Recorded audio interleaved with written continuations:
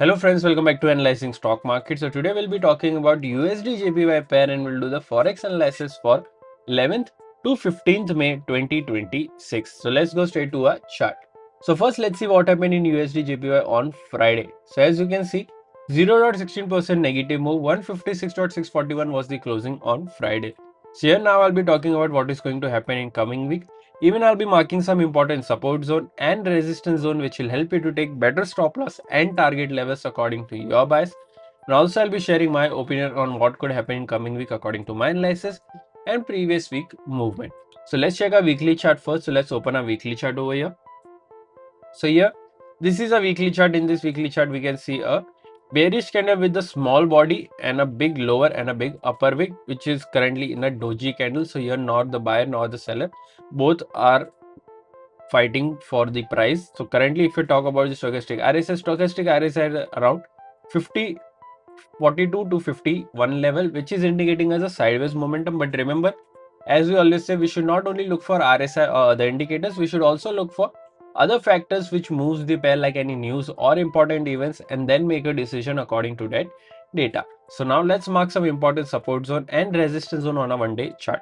So here, this is a one-day chart. Currently, if you haven't subscribed to my channel, do consider subscribing to my channel and click on the bell icon so that you don't miss any videos that I upload on my channel. So now let's talk about the closing first. So here 156.641 was the closing.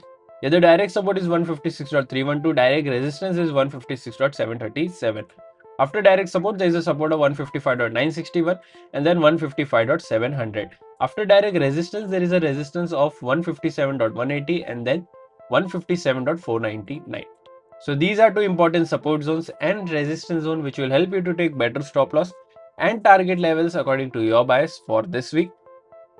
But if you're from India and thinking that how can I trade Forex market from India, then I've already shared prop firm links in the description where you can open your account from there and get funded. I also shared discount coupon codes which will help you to take better discounts on any challenges that you buy from those platforms. So if you're interested, then do check the link in the description. You can get maximum discounts on any challenges that you buy from those platforms. If you think this prop firms has a very strict rules for trading, and if you want to trade freely, then you can use a code of GTCFX. You can open your account in GTCFX. Link is already given in the description. Once you open the account in GTCFX, you can contact me. I will add you to my Telegram channel or share you the steps on how you can once open your GTCFX, how you can be added into my Telegram channel. So if you're interested in that, then do contact me on my WhatsApp number as well. So now let's talk about my opinion in USD JPY for this week. So according to previous week momentum, I'm expecting a positive move in this range, which is 156.737 to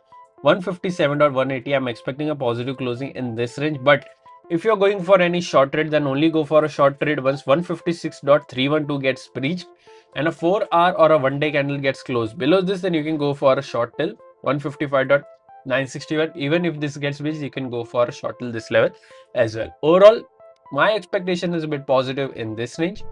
What are your expectations? Do let me in the comment section. If you did like my analysis, then don't forget to like, share and subscribe to my channel. Thank you.